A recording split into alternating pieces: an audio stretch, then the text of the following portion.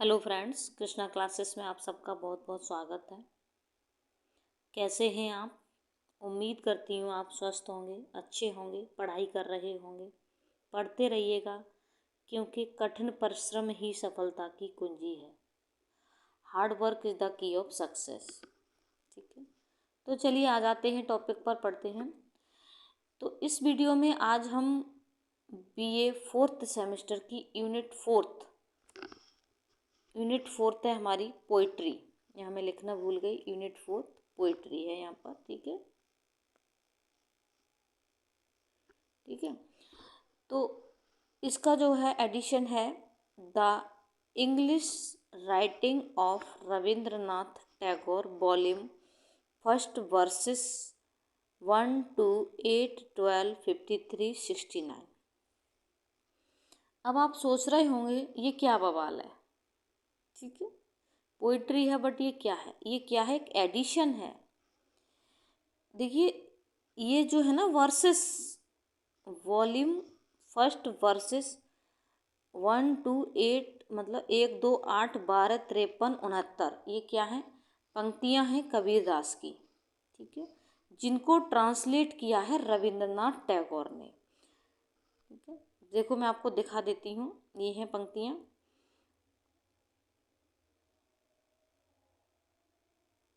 ये है, देखो, वॉल्यूम फर्स्ट वर्सेस 1 2 8 12 53 और 69वीं पंक्ति। ठीक है, तो ये वर्स फर्स्ट टेक्स्ट है इसकी। मो को कहाँ ढूंढ रहो बंधे, हिंदी लिख दी है मैंने इसकी आपके समझने के लिए। मो को कहाँ ढूंढ रहो बंधे, ये इनकी क्या थी?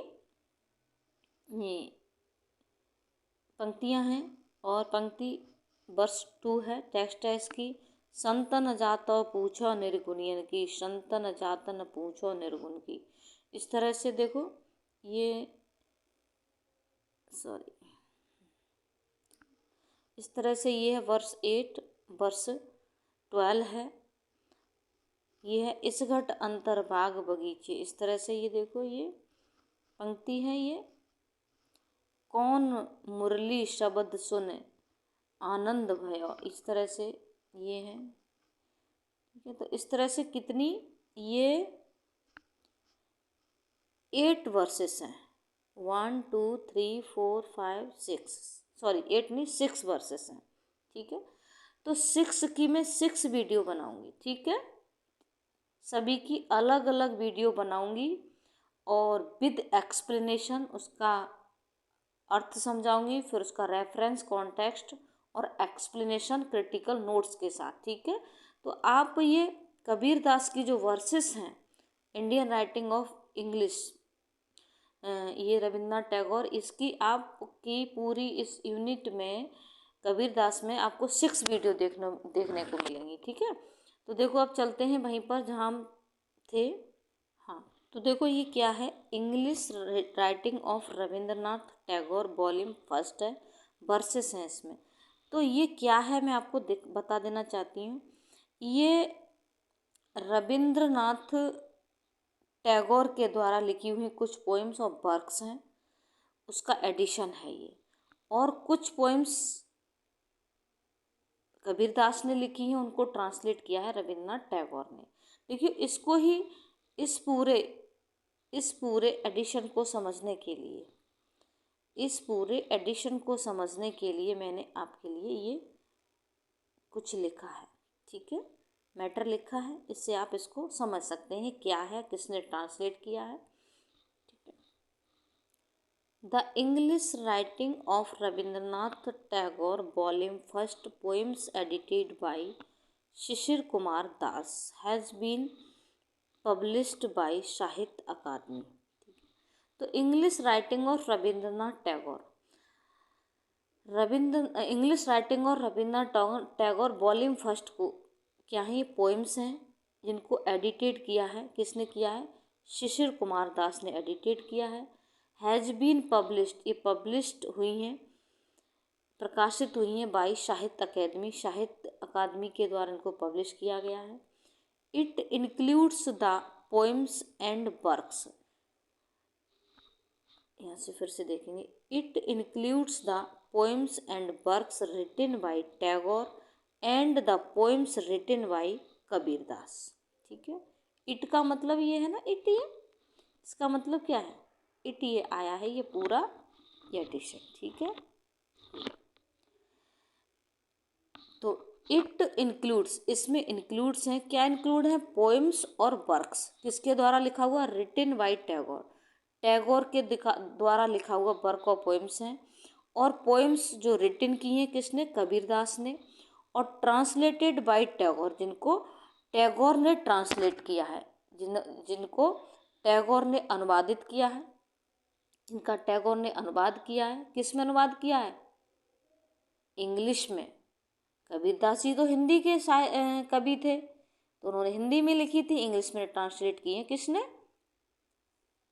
रविन्द्रनाथ टैगोर ने। ठीक है, तो द एडिशन हैज़ 4 सेक्शन, ये पूरा एडिशन है, इसमें कितने हैं, 4 सेक्शन हैं। Section 4 has 100 poems of Kabirdas, और सेक्शन 4 है इसमें, चौथा सेक्शन, कितने सेक्शन है इसमें, 4 सेक्शन है, और चौथे सेक्शन में क्या है, 100 पोएम्स ऑफ कबीरदास, कबीरदास की 100 पोएम्स हैं। देखो 4 सेक्शन के क्या क्या हैं, सेक्शन 1, सेक्शन 2, सेक्शन 3 और सेक्शन 4। ठीक है, सेक्शन 1 क्या है, गीतांजलि, सेकंड है द क्रिसेंट मून, थर्ड है फ्रूट गैदरिंग, 4 है lover gift and crossing, 5th है, 5वां है द फिग्यूटिव, और 6th है कलेक्टेड पोएम्स एंड प्लेस।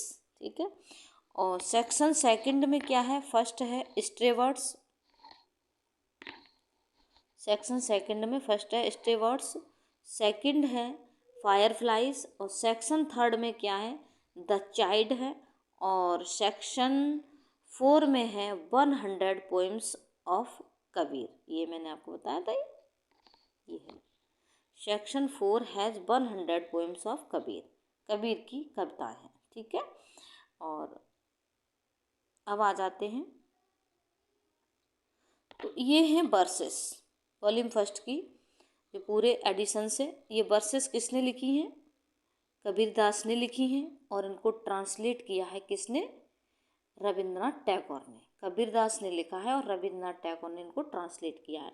तो कितनी वर्सेस हैं, 6 वर्सेस हैं, और 6 वर्सेस की 6 वीडियो बनाऊंगी मैं, और प्रत्येक वीडियो को पहले उसका अर्थ समझाऊंगी, फिर उसका reference, context, explanation, critical notes अलग अलग। ठीक है, तो वर्स फर्स्ट क्या है, इसकी टेक्स्ट क्या है, मोको कहाँ ढूंढ रहो बंधे, मैंने हिंदी में लिख दिया है, मोको कहाँ ढूंढ रहो बंधे, ये फर्स्ट ये हो गई। ठीक है, सेकंड है संतन जातन पूछो निर्गुनियन की, संतन की जात नहीं पूछनी चाहिए, मतलब यहाँ एक्सप्लेन जब करेंगे हम तब बताएंगे, संत जात न पूछो निर्गुण की। ठीक है, तो ये 2 हो गई। अब है 2 के बाद वर्स 8 टेक्स्ट, इस घट अंतर बाग बगीचे, तो इस घट अंतर बाग बगीचे, ये वर्स 8 है, इसकी टेक्स्ट है ये, और ये है 12 टेक्स्ट, वर्स 12 टेक्स्ट, हंसा कहाँ पुरातन बाट, हंसा कहाँ पुरातन बाट। ठीक है, और वर्स 53 है, टेक्स्ट है इसका, कौन मुरली शब्द सुन आनंद भया, कौन मुरली के शब्द सुन आनंद भया। ठीक है, अगला है वर्स 69 टेक्स्ट है, जो खुदा मस्जिद बसत है। ठीक है, जो खुदा मस्जिद बसत है, ये 69 69वीं वर्स है। इस तरह से अब इस वीडियो में हमने ये जो वर्स फर्स्ट इसकी टेक्स्ट, इसको हमने बहुत अच्छे से एक्सप्लेन किया है, और दूसरी वीडियो में हम सेकंड को इसको बहुत अच्छे से इसको पढ़ाएंगे, फिर इसका रेफरेंस, कॉन्टेक्स्ट, एक्सप्लेनेशन देंगे, और तीसरी वीडियो में इसको देंगे। ठीक है, इस तरह से सभी की अलग अलग वीडियो बनाएंगे। इस तरह से इस टॉपिक से 6 वीडियो होंगी। जब भी आप पढ़ेंगे तो नंबर 1, नंबर 2, नंबर 8 इस तरह से देख लेना। ठीक है, तो चलिए चलते हैं, इस पर आ जाते हैं। देखो, वर्ष फर्स्ट टेक्स्ट इसकी, मोकों कहाँ ढूंढ रो बंधे। ठीक है, तो ये तो कबीरदास की लाइन है, इसको ट्रांसलेट किया है ये सब किसने? रविन्द्रनाथ टैगोर ने। ठीक है, इसको हमें पढ़ना है, रविन्द्रनाथ टैगोर ने। O servant where dost thou seek me, O I am beside thee, I am neither in temple nor in mosque, I am neither in Kaaba nor in Kailash. इतना समझ लें पहले। ठीक है, ओ सर्वेंट वेयर कहाँ, डोस्ट एक हेल्पिंग वर्ब के रूप में यूज हुआ है, डजस्ट कह लीजिए, दाऊ मीस तू, सीख मीस ढूंढता है, मी मीस मुझको, हे ओ सर्वेंट तू मुझे कहाँ ढूंढता है, लो आई एम बिसाइड दी, मैं तो तेरे ही पास हूँ। बिसाइड का मतलब होता है पास। ठीक है, मैं तो तेरे ही अंदर हूँ, तू मुझे कहाँ ढूंढता है। आई एम मतलब भगवान की बात हो रही है, तू मुझे भगवान, मनुष्य भगवान को ढूंढता है मंदिर में, मस्जिद में, ठीक है, कैलाश में, और बहुत से धार्मिक अनुष्ठान करता है व्यक्ति भगवान को ढूंढने के लिए। लेकिन कबीरदास जी कहते हैं, तू मुझे कहाँ ढूंढता है, वेयर डजस्ट दाउ सीक मी, तू मुझे कहाँ ढूंढता है, आई एम बिसाइड दी, मैं तो तेरे ही अंदर हूँ, तेरे ही पास हूँ। आई एम नाइदर, न तो इन टेम्पल, न तो मैं टेम्पल में हूँ, नाइदर का मतलब होता है न तो, नॉर न ही मॉस्क्यू, ना ही मस्जिद में हूँ, न मैं मंदिर में हूँ ना मैं मस्जिद में हूँ, ना मैं मंदिर में मिलता हूँ ना मस्जिद में। I am neither in Kaaba nor in Kailash, न मैं काबा में हूँ न कैलाश में हूँ। Neither am I in rites and ceremonies nor in yoga renunciation and renunciation, न तो मैं राइट्स में हूँ, राइट्स का मतलब जानते हैं रीत रिवाज, और न ही सेरेमनीज में हूँ, सेरेमनीज होते हैं धार्मिक अनुष्ठान, न तो मैं धार्मिक अनुष्ठान में हूँ और ना ही मैं किस में हूँ, राइट्स में हूँ। मतलब मैं ना तो धार्मिक अनुष्ठान से मिलता हूँ और न ही रीत रिवाजों से मिलता हूँ, नॉर इन योगा, न मैं योग करने से मिलता हूँ। लोग तब करते हैं योग करने के लिए बाहर जाते हैं, एंड रिनंसिएशन, और ना ही मैं रिनंसिएशन से मिलता हूँ, परित्याग से मिलता हूँ, कि मतलब घर परिवार को सब चीज़ त्याग दो, छोड़ दो और योग करने लग जाओ तब मैं मिलूँ। If Dau art A true Sikar, यदि तू एक सच्चा सीकर है, इफ़ मीस यद, दाऊ मीस तू, आर मीस है, ए ट्रू मीस सच्चा, सीकर मीस ढूंढने वाला। यदि तू सच्चा सीकर है तो दाऊ साल्ट एट वंस सी मी, तू दाऊ मीस तू, एट वंस मीस तुरंत, सी मी मतलब साल्ट से मतलब यहाँ एक सेल से तुरंत, साल्ट एट वंस से सेंस है यहाँ पर, तुरंत मुझे देख लेना, तो तू मुझे तुरंत एट वंस इसी क्षण देख सकता है। दाउ शाल्ट मीट मी, तो मुझसे मिल सकता है, इन ए मोमेंट एक क्षण में, ऑफ टाइम इसी समय, एक क्षण में तू मुझे देख सकता है और मुझसे मिल सकता है। कबीर कबीर कहते हैं, O sadhu, God is breath of all breath, भगवान इज मीस है ब्रीथ ऑफ ऑल ब्रीथ, मतलब सभी सांसों की सांस, मतलब सांसों की सांस का मतलब है अमर है, भगवान तो अमर है, मतलब ब्रीथ का मतलब सांस, ऑफ ऑल ब्रीथ सभी सांसों की सांस है भगवान तो, ठीक है, अमर है। देखिए, अगर आप समरी भी इसको मैंने दी हुई है, अगर तो थोड़ा समझा देते हैं समरी को, ताकि आपको एक्सप्लेनेशन अच्छे से समझ में आ जाएगा। देखो, समरी है इसकी इन्हीं पंक्तियों की, अगर देखें तो यहाँ तो अभी हमने वर्ड टू वर्ड अर्थ को समझा, ठीक है, ट्रांसलेट किया, इसको वर्ड टू वर्ड ट्रांसलेट किया, लेकिन यहाँ पर हम इसकी समरी को देख लेते हैं। Kabir Das is a great mystic poet. Kabir Das ji एक ग्रेट मिस्टिक पोइट हैं, रहस्यवादी कवि हैं। थ्रू हिज वर्सेस, उनकी पंक्तियों के द्वारा, ही ऑल्सो क्वेश्चन, उसकी नहीं अपनी, ठीक है।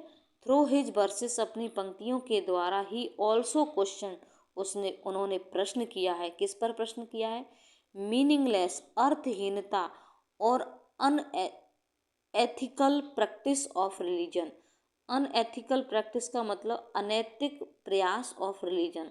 धर्म के, रिलीजन के जो अनैतिक प्रयास हैं और अर्थहीनता है, उस पर उन्होंने प्रश्न भी किया है।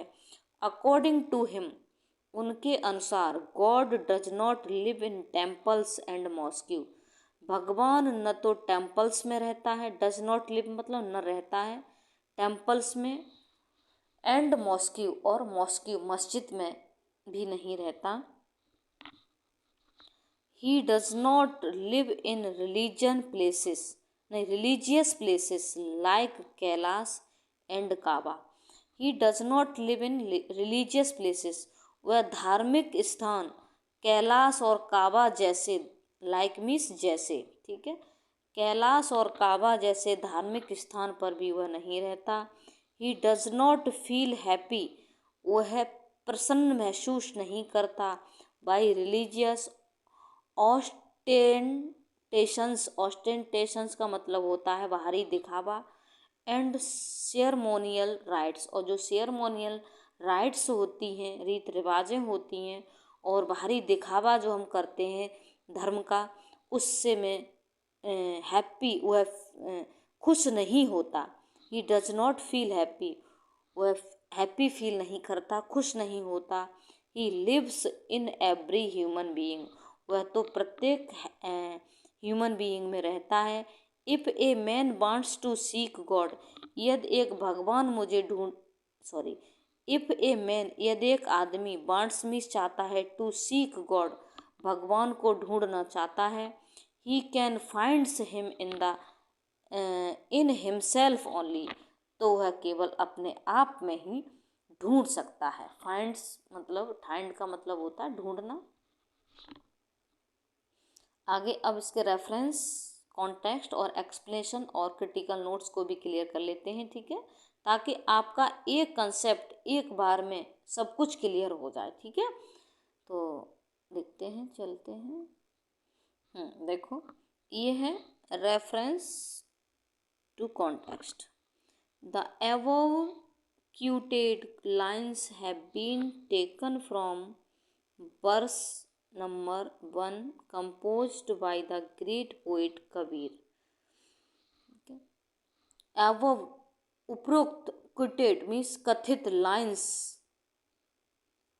lines have been taken ली गई हैं, फ्रॉम मीन्स से, वर्स नंबर फर्स्ट से, composed by the great poet Kabir, और कंपोज्ड मीन्स लिखी गई हैं, by the great poet Kabir, Kabir के द्वारा, महान कवि कबीर के द्वारा लिखी गई हैं। हु इज, जो हैं, रिनाउंड फॉर हिज एथिकल साखी एंड शब्द। हु इज रिनाउंड, जो जाने जाते हैं, फेमस हैं, प्रसिद्ध हैं, फॉर हिज एथिकल साखी, जो अपनी नैतिक साखी और शब्द के लिए प्रसिद्ध हैं, जाने जाते हैं। साखी शब्द रवैनी इनकी बहुत फेमस थी। तो अब देखेंगे एक्सप्लेनेशन को, ठीक है। एक्सप्लेनेशन, इन दिस वर्स, इस पंक्ति में, कबीर दास से, कबीर दास कहते हैं दैट के God does not live in religious places like temples and mosque. In this verse, इस पंक्ति में कबीर दास जी कहते हैं कि, दैट मीन्स के, God does not live religious places like temples and mosque, ठीक है, कि भगवान न तो धार्मिक स्थान, मंदिर और मस्जिद जैसे, लाइक मीन्स जैसे, स्थानों पर नहीं रहते। So we should not waste our time in religious rituals.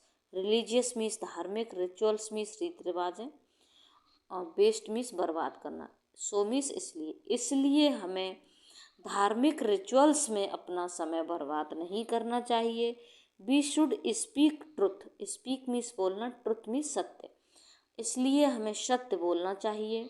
We should be compassionate and merciful, be means होना या बनना, कंपैशनेट मीन्स दयावान और मर्सीफुल मीन्स भी दयावान ही होता है, इसलिए हमें दयावान बनना चाहिए या होना चाहिए।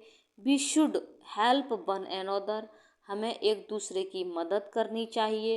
It is only true way, यह केवल सच्चा रास्ता है। टू फाइंड आउट मीन्स ढूंढने का, हिम मीन्स उसको, यह उसको ढूंढने का सच्चा रास्ता है। मतलब ये नहीं है कि आप मंदिर में पूजा करें, मस्जिद में पूजा करें और धार्मिक रिचुअल्स करें, धार्मिक रिलीजियस राइट्स करें, उससे भगवान नहीं मिलता। क्या करें? केवल आप करें सत्य बोलें, इस और क्या बने? कंपैशनेट और मर्सीफुल बने, हेल्प बने अनदर, एक दूसरे की मदद करें। इससे क्या होता है? जहाँ दया दया जहाँ दया जहाँ धर्म है वहाँ प्रभु का वास, दया धर्म जहाँ है वहाँ प्रभु का वास बताया है कबीरदास जी ने। तो हाँ, यहाँ आएंगे तो गॉड इज, सॉरी,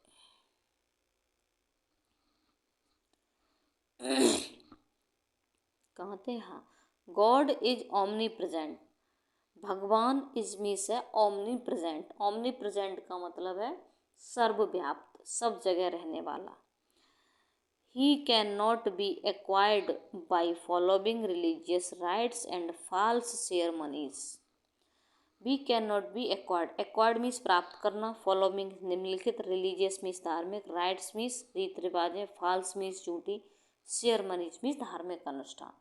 हम उसको झूठी धार्मिक अनुष्ठान और धार्मिक रीत रिवाजों से उसको प्राप्त नहीं कर सकते।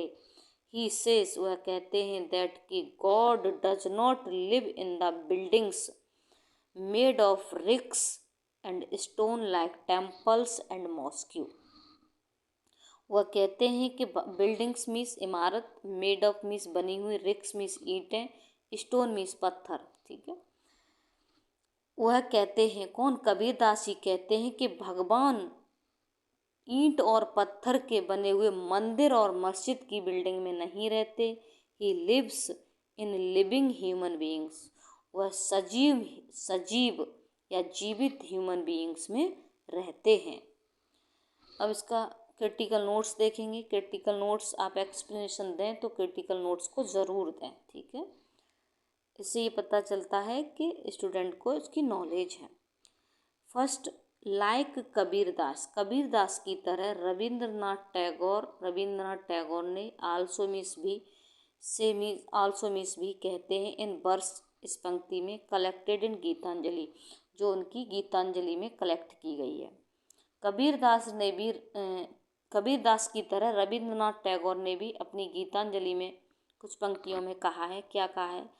Leave this chanting, singing and telling of beads, whom dost thou worship in this lonely dark corner of temple with doors all shut। पहले इतना समझ लो, ठीक है। लीव, छोड़ दे, मानव को संबोधित किया है।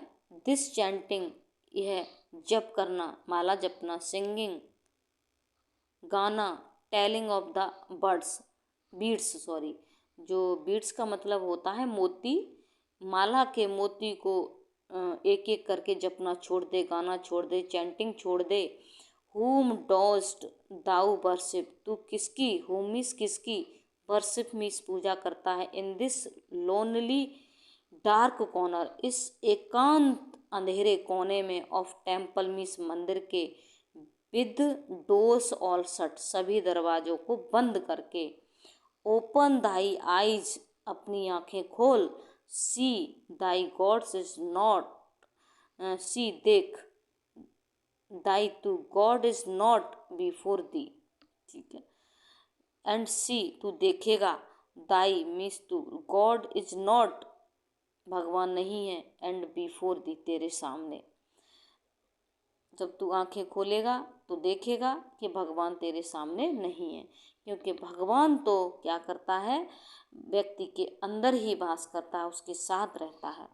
क्योंकि ह्यूमन आत्मा परमात्मा का ही रूप है, मतलब ह्यूमन जो है भगवान का ही अंश बताया है कबीरदास जी ने।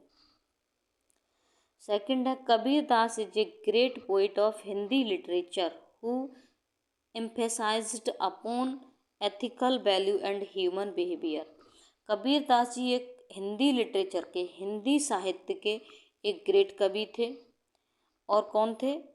हु, जिन्होंने एम्फेसाइज्ड मीन्स जोर दिया है, अपॉन द एथिकल वैल्यू नैतिक मूल्यों पर, ऑफ ह्यूमन बिहेवियर मानव व्यवहार की, ह्यूमन व्यवहार मतलब मानव व्यवहार और नैतिक मूल्यों पर उन्होंने बल दिया है, जोर दिया है। थर्ड है, Kabirdas is a true humanist. Kabirdas ji एक सच्चे मानव थे। ही गिव्स, वह देते हैं, मैसेज ऑफ ह्यूमन लव, वह मानव प्रेम का संदेश देते हैं। विच, जो, इज है, above than caste creed and religion, जो अबव मीन्स परे है या ऊपर है, देन मीन्स से, कास्ट मीन्स जाति, क्रीड्स मीन्स होता है एक परित्याग, कह लीजिए संप्रदाय, सॉरी पद या संप्रदाय, और रिलीजन मीन्स धर्म, जो कास्ट क्रीड और रिलीजन से परे है उस ह्यूमन प्रेम का मैसेज देते हैं। 4 कमेंट है, चौथा नोट है, लाइक एन अद्वैतवादी फिलोसफर की तरह ही एम्फेसाइजेज, वह जोर देते हैं, upon oneness of human soul and God, human soul और गॉड की वननेस पर भी वह जोर देते हैं। ठीक है, इस तरह से ये हमारा वर्ष फर्स्ट क्लियर हो जाती है। थैंक यू, बहुत बहुत धन्यवाद आपको।